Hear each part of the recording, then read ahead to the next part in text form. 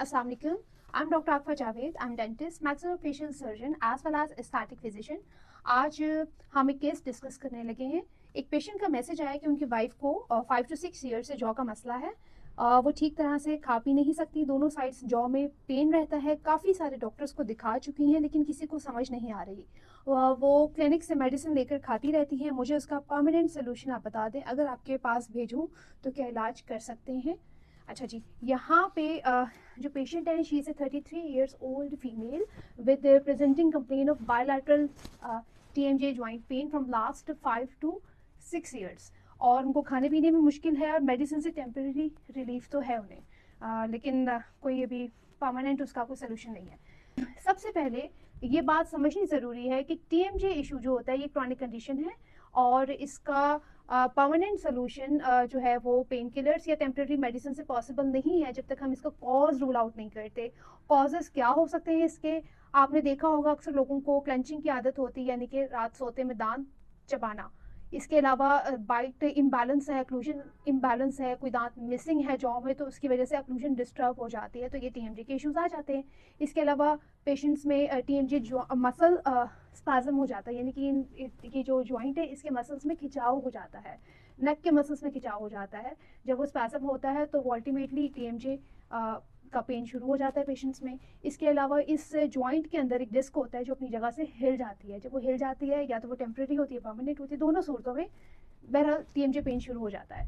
Stress, anxiety भी इसके causing factors, positive factors हो सकते हैं।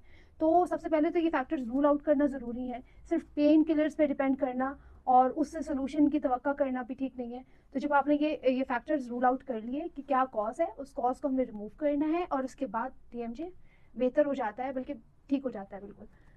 अच्छा, इस तरह के पेशेंट्स जब हमारे पास आते हैं तो हम उनकी इनिशियल इन्वेस्टिगेशंस जो परफॉर्म करते हैं, उन इनिशियल इन्वेस्टिगेशंस में हम सबसे पहले TMJ एग्जामिनेशन करते हैं। क्लिकिंग साउंड्स वगैरह, माउथ ओपनिंग करवाएंगे, क्लोजिंग करवाएंगे, साइड टू साइड मूवमेंट करके चेक करेंगे उसकी। इसके अलावा TMJ एक्सरे होता है जिसे OPG कहते हैं, ऑर्थोपेंटामोग्राम ऑफ TMJ, जिसमें फुल माउथ एक्सरे होता है, उसमें सारे दांत भी आ जाते हैं और दोनों साइड का जो TMJ जॉइंट्स हैं वो भी आ जाते हैं। और इन सीवियर केसेस अगर बहुत ज़्यादा पेन है या हम TMJ डिसलोकेशन जो है वो सस्पेक्ट कर रहे हैं तो इन दैट केस हम TMJ MRI भी करवाते हैं उन पेशेंट्स की। अब इसका फिर ट्रीटमेंट प्लान बनता है। जब इस तरह की कंप्लीट इन्वेस्टिगेशन हो जाती है तो ट्रीटमेंट प्लान में सबसे पहले हम कंजर्वेटिवली इस चीज़ को अप्रोच करते हैं।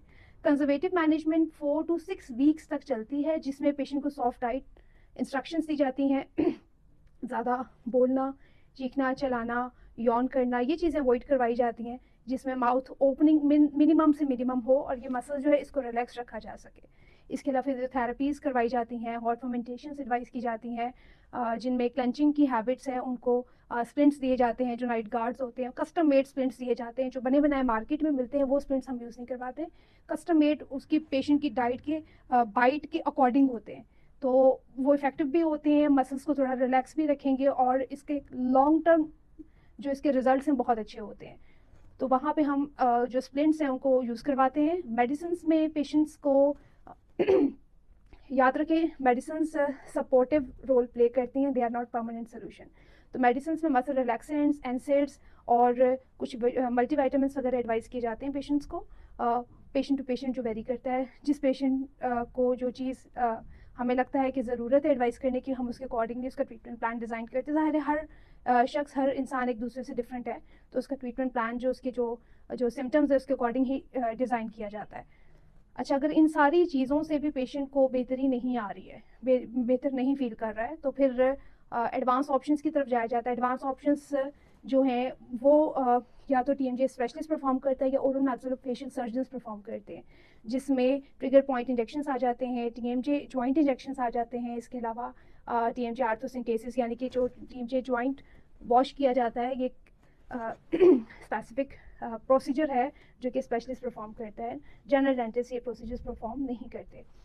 और अगर तब भी हम देखें कि कंजर्वेटिव मैनेजमेंट से कोई फ़र्क नहीं पड़ रहा या फिर TMJ MRI में जॉइंट सीवियर डिस्क डिस्प्लेसमेंट आ गई है जो परमानेंट है और उसको रिवर्स नहीं किया जा सकता, या फिर पेन जो है वो बहुत लॉन्ग लास्टिंग है, तो फिर सर्जरी का ऑप्शन बिल्कुल लास्ट में रह जाता है, जो डेफिनेटली आपका मैक्सिलोफेशियल सर्जन ही परफॉर्म करता है।